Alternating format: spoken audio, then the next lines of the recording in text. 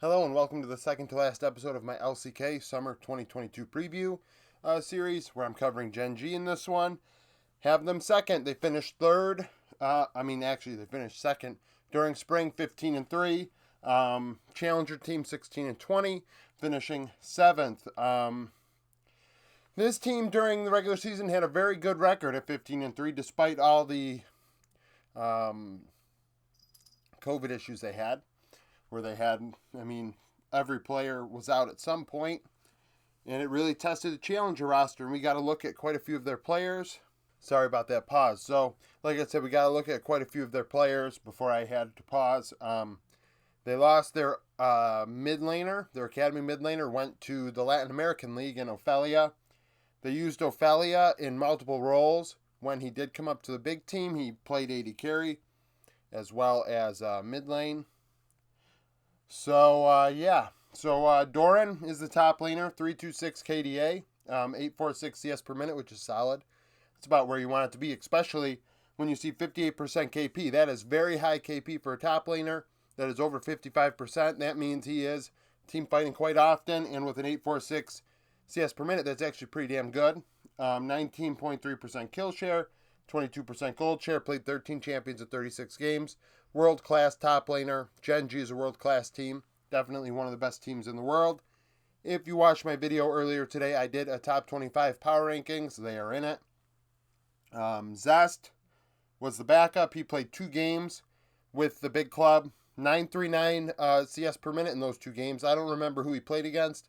I just know he had Fiora and Tryndamere, which makes sense. 42% KP in those 2 games. 2 True Blue solo lane split push champions. 15% KP as a result. 15% KS as a result. 20% gold.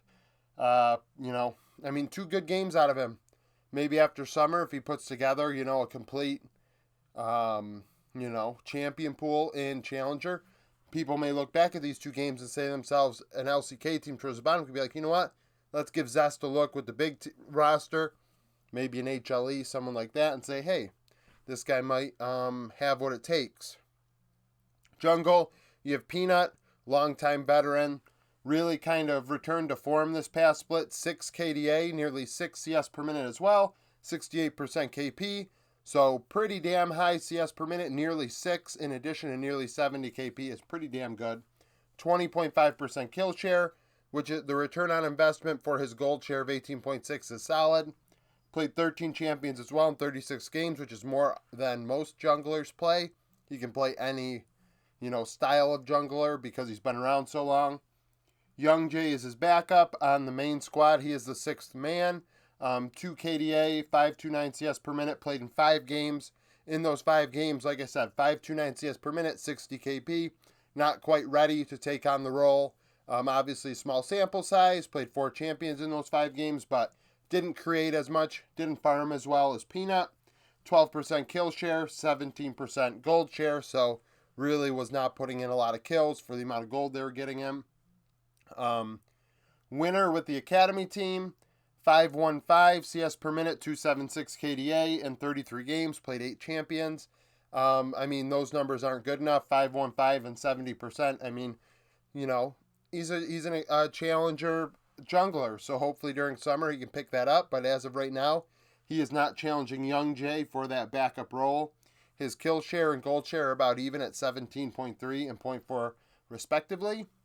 In mid lane we have Chovy, who I believe to be the best player in the world across the board. 9.6 CS per minute in mid lane is absolutely bonkers. Obviously people say, oh, he's Chovying because he's 10 CS per minute in mid lane in some games is just it's crazy. Over 7 KDA, nearly 71 KP in addition to 9.6 CS per minute. Not many players can even do either of those, let alone do both. 29% kill share, which actually was equivalent to being the carry for this team. He was the player getting more kills than anybody else, even more than Ruler. 23.7% gold share due to all that farm. Played 13 champions in 34 games. He also dabbled in top a bit because of COVID issues. Quid ended up coming up to play some mid lane. 2.4 KDA, 855 CS per minute in 5 games, which is pretty good.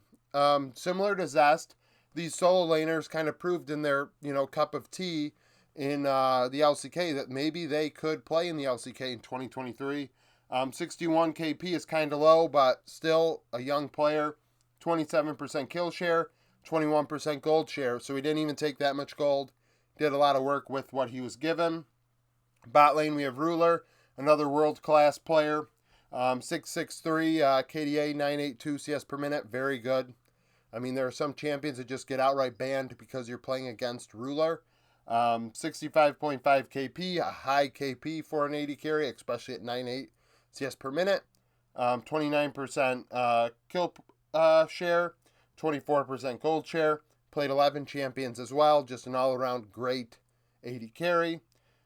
Pays behind him is a 80 carry that probably deserves a look. I don't know how old Ruler is, but if Ruler is 25 or older, I could see Gen.G trying to hold on to this kid. In 33 games, he had over 10 CS per minute in Challenger, which is very good. Anytime you see over 10, that's a good thing. That means, laning-wise, he's ready. 72% KP. They did not fight without him, or he involved himself in the fights as well as finding time to farm. 34% kill share, 25% gold share. Played 8 champions in those 33 games. Support, Lahens, solid player, 64 KP, 345 KDA. So he didn't get around that much, but I will say 66 and 64, he was probably glued at Ruler's hip, and that was kind of it. I mean, Lahens is kind of weird. He picks different things. I'm pretty sure he picked a Singed this past split, which is fine. I respect that. I respect some pizzazz in any role. 14 champions in 35 games. He's got a champion Ocean. Laspa behind him, played in 5 games. 67.7 KP, 22 KDA with the big club. Probably not quite ready yet, but he shows that with Pays in Challenger, they can put a good duo together. So Gen.G are pretty solid when it comes to everything but jungle in the academy system. Zest only had 2 games, so it's a hard read, but Quid in 5 games looks good. Pays at least looks really good. So Gen.G has something to work with going forward. I expect this team to be at Worlds, and I expect this team to contend for the LCK Championship with T1 and Damwon. So comment down below with an opinion of your own on how you think Gen.G is going to do this summer. Do you think that Damwon have passed Gen.G with the addition of Nuguri? Like the video if you like it. Subscribe to the channel for daily League of Legends content, and thank you for watching.